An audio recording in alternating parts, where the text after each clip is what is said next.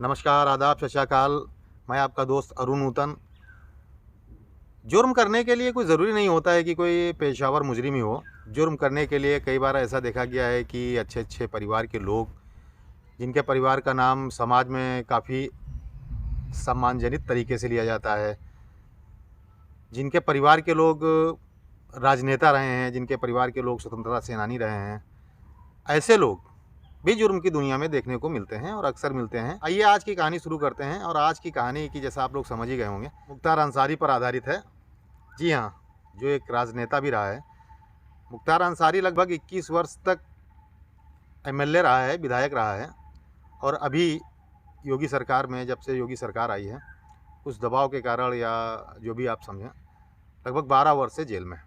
मुख्तार अंसारी का परिवार जो है, उसका समाज में एक बहुत बड़ा नाम था, बहुत बड़ा रुतबा था, बहुत बड़ा सम्मान की नज़र से देखा जाता था।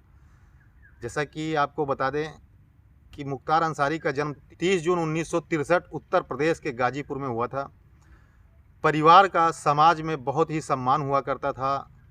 मुख्तार के दादा, जिनको हम लोग हिंदू समाज में बाबा भी बोलते हैं, डॉक्टर अहमद अंसारी स्वतंत्रता सेनानी हुआ करते थे। और कुछ लोगों का तो ये भी मानना है कि 1947 के आसपास ये कांग्रेस के राष्ट्रीय अध्यक्ष भी रह चुके हैं। मान्यता ये भी है कि मुख्तार अंसारी, या कह लें माफिया मुख्तार अंसारी के दादा जो थे, वो गांधीवादी विचारधारा से जुड़े हुए थे और गांधी जी के साथ में भी रह चुके हैं। कहने का मतलब कि गांधी जी के बहुत करीबी भी रह चुके हैं और वो गांधीवादी विचारधारा से जुड़े हुए थे। अब बात करते हैं मुख्तार अंसारी के पिता का। पिता का भी समाज में बहुत बड़ा इनका नाम था और पिता, जिनका नाम सुभान उल्लाह अंसारी, जी हाँ, सुभान उल्लाह अंसारी एक बहुत बड़े वामपंथी नेता थे। जैसा कि आप पूर्व उपराष्ट्रपति को भी जानते होंगे, हामिद अंसारी, जिनका भी समाज में बहुत बड़ा नाम है और बहुत सम्मान नज़र से भारत के लोग उनको देखते हैं। माफिया मुख्तार अंसारी के ख़ानदान से ही आते हैं और उन्हीं के परिवार के हैं। और अब बात करते हैं माफिया मुख्तार अंसारी के ननिहाल की। तो इनके जो नाना थे, वो एक स्वतंत्रता सेनानी थे। जैसा कि आप लोग जानते होंगे, सन 1947 की बात है, जब नौशेरा का युद्ध हुआ था भारत और पाकिस्तान के बीच में। तो भारत को जीत दिलाने वाले उस्मान अंसारी था।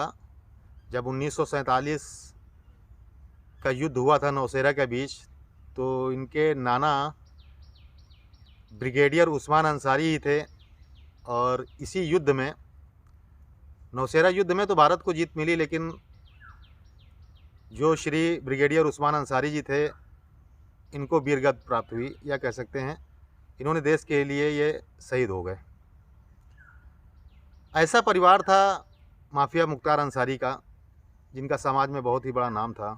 और वो मुख्तार अंसारी किस प्रकार से समाज में एक माफिया बन गया, एक क्रिमिनल बन गया, जिस पे सैकड़ों केस हैं, जिसने शासन प्रशासन को कभी कुछ समझा ही नहीं, जिसको राजनीति संरक्षण प्राप्त था। अब तो भेदभाव की राजनीति थोड़ी कम देखने को मिलती है। एक समय ऐसा था कि राजनीति संरक्षण के कारण बहुत ही क्रिमिनल ऊपर आते थे, बहुत मरवा दिए जाते थे। एक अपना इतिहास था एक समय में, 80 और 90 के दशक में। मुख्तार अंसारी के नाना को भी जो है महावीर चक्र से सम्मानित किया गया था। अब बात करते हैं मुख्तार अंसारी की पढ़ाई की। मुख्तार अंसारी ने शुरुआती पढ़ाई तो यूसुफपुर गांव से ही की थी और उसके बाद की पढ़ाई मुख्तार अंसारी ने गाजीपुर से पूरी की। हम बात करते हैं मुख्तार अंसारी के माफिया बनने की कहानी से। तो वर्ष 1988 की बात है, जब संजय सिंह ने मुख्तार अंसारी के साथ साथ 7 अन्य लोगों के खिलाफ भी हत्या के मुकदमा दर्ज करवाया था।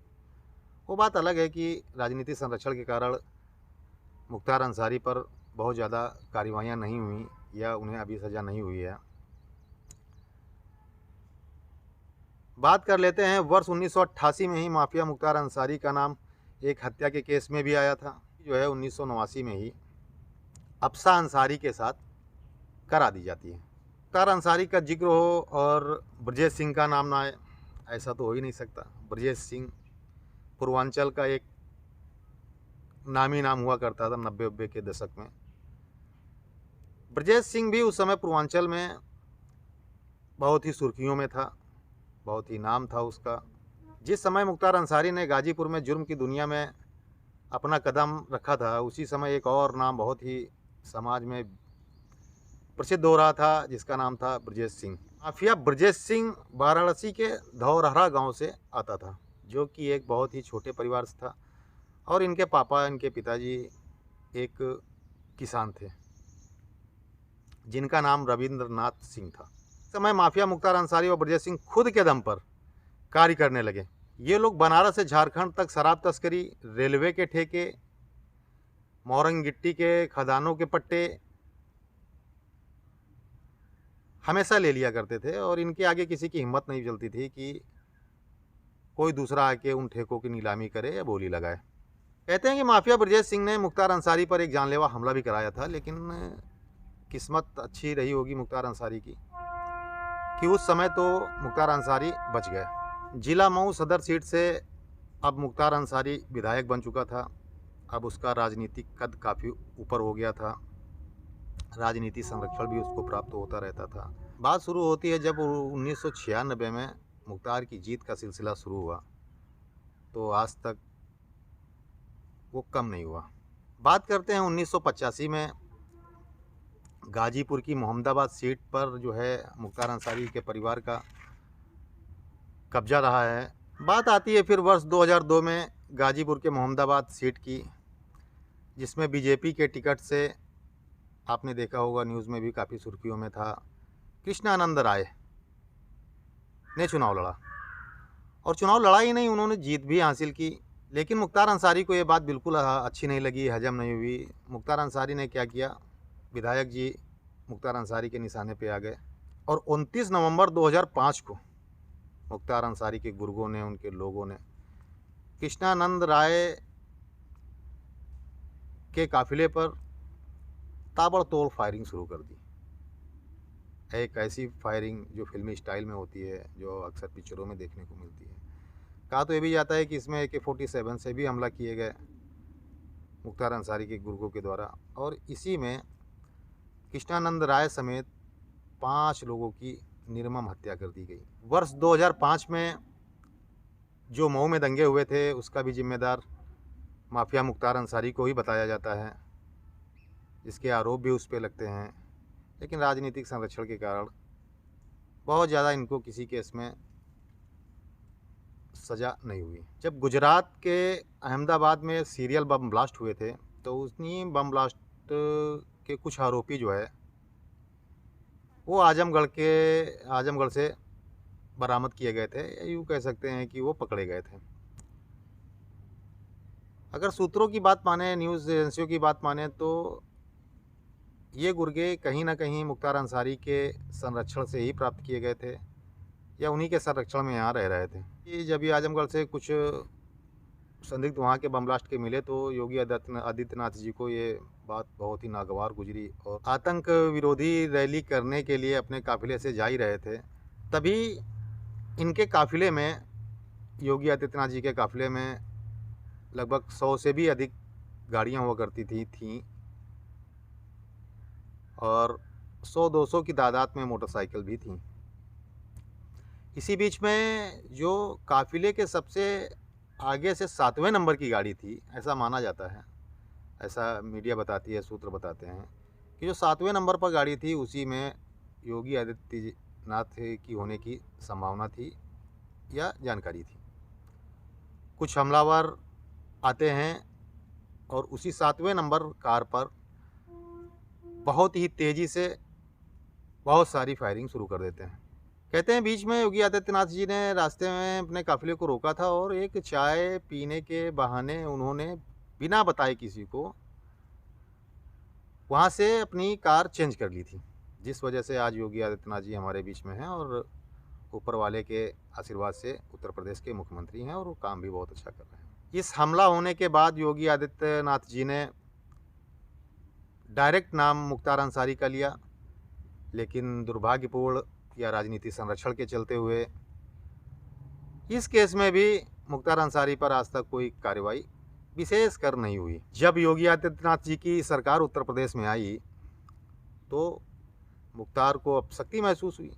पंजाब की रोपड़ जेल में अपने आप को शिफ्ट करा लिया। एक ऐसे केस में मुख्तार अंसारी ने अपने आप को पंजाब की रोपड़ जेल में शिफ्ट करा लिया जिसकी चार्जशीट ही पुलिस ने नहीं दाखिल की। इनका जलवा भी जेल में घर जैसा होता था। इनके परिवार का सदस्य कोई भी आ जा सकता था। सूत्रों के हवाले से या जांच के अनुसार ये भी जानकारी मिली कि इनकी वाइफ जो हैं ये भी अपने पति माफिया मुख्तार अंसारी के साथ रहती थी, जेल में ही रहती थी। इनके घर का कोई भी सदस्य कभी भी जेल आ जा सकता था। और इन्होंने एक अपना लॉज टाइप का बनवा रखा था जेल के अंदर, बैरिक के जस्ट सामने। और कहते हैं कई जिलों के तो डीएम इनके साथ बैडमिंटन खेलने आते थे जेल में। ये रुतबा है आज भी, पैसे के बल पर, बाहुबली के बल पे, राजनीति संरक्षण के बल पे। कहते हैं कि मुख्तार अंसारी जिस जेल में चला जाता है उस जेल में या तो जेलर छुट्टी पे चला जाता है या तो ज्वाइन ही करने नहीं आता है। बहुत सारे जेलर तो ड्यूटी ही ज्वाइन करने नहीं आते मुख्तार के डर से। एक ऐसा खौफ है। जेल गाजीपुर की हो, आगरा की हो या बांदा की हो, मुख्तार अंसारी के जेल नहीं है, एक ऐशगाह है, एक सुविधा का, सुरक्षा का एक बिंदु है। वर्ष 2005 में ही मऊ दंगे भी भड़काने का आरोप मुख्तार अंसारी पर है या लगे। अब बात करते हैं वो जनवरी 2007 की, जो उत्तर प्रदेश के गोरखपुर के में सांप्रदायिक हिंसा भड़क गई। इसके बाद गोरखपुर में मौजूदा सांसद योगी आदित्यनाथ जी थे और योगी आदित्यनाथ जी को इन दंगों के बाद गिरफ्तार कर लिया गया था। योगी आदित्यनाथ को पूरे 11 दिन तक जेल में रखा गया, जेल में बंद कर दिया गया। गोरखपुर में यह हिंसा इसलिए हुई थी कि वहाँ मुहर्रम के दौरान एक हिंदू की हत्या कर दी गई थी। हिंदू का नाम राजकुमार था। यह व्यक्ति मुहर्रम के जुलूस में कैसे पहुँचा, इसके पीछे तो बहुत सारे अलग अलग मत हैं, लेकिन एक बात जो कॉमन है वह यह है कि राजकुमार जब मुहर्रम में के जुलूस में शामिल होने के लिए गया तो पुलिस ने उसे पकड़ लिया और उसे गाड़ी में बिठा लिया। लेकिन उग्र भीड़ कहाँ मानने वाली थी।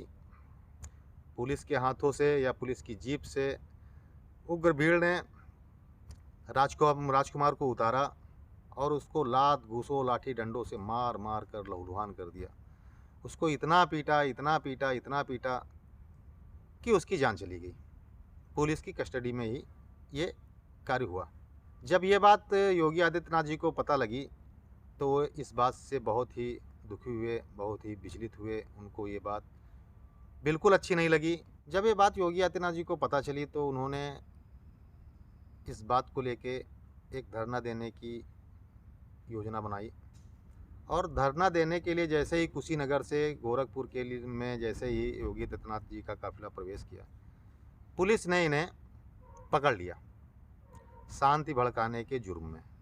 जिले की शांति भड़काने के जुर्म में पुलिस ने योगी आदित्यनाथ जी को गिरफ्तार कर लिया।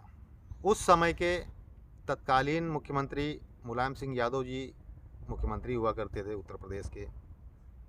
कहते हैं इन्हीं के इशारे पे योगी आदित्यनाथ जी को गिरफ्तार किया गया। ये भी माना जाता है कि योगी आदित्यनाथ की गिरफ्तारी मुस्लिम तुष्टीकरण का ही एक उदाहरण है, क्योंकि उस समय 2007 में उत्तर प्रदेश विधानसभा चुनाव भी होने थे। जब वर्ष 2002 में योगी आदित्यनाथ जी के द्वारा हिंदू युवा वाहिनी का गठन किया गया था, उस समय योगी आदित्यनाथ जी को इतना परेशान किया जा रहा था कि योगी आदित्यनाथ जी बहुत परेशान हो गए थे। अब बात करें मुख्तार अंसारी की, तो मुख्तार अंसारी पंजाब की रोपड़ जेल से उत्तर प्रदेश शिफ्ट करा लिए गए हैं। मुख्यमंत्री योगी आदित्यनाथ जी मुख्यमंत्री हैं, उनकी सरकार है। मुख्तार को अब 10 वर्ष की भी एक केस में सज़ा हो चुकी है। मुख्तार का एक बेटा विधायक अब्बास भी जेल में है और उसका एक छोटा बेटा और उनकी वाइफ अभी फरार चल रही थी। तो आज की कहानी यहीं तक। आशा करते हैं आपको ये कहानी अच्छी लगी होगी। ये वीडियो हमारा पहला वीडियो है, अगर कुछ गलती हुई तो इसके लिए माफ़ी मांगते हैं। और आप लोगों से निवेदन है कि अगर हो सके आपको ऐसी और कहानियाँ चाहिए तो प्लीज़ आप हमारे चैनल को सब्सक्राइब करें। आप भी हमारी एक फैमिली की तरह हैं और प्लीज़ सपोर्ट करें। फिर मिलते हैं नेक्स्ट वीडियो में ऐसी ही कोई दिलचस्प कहानी के साथ। आशा करता हूँ आप सभी सपोर्ट करेंगे और अच्छे होंगे।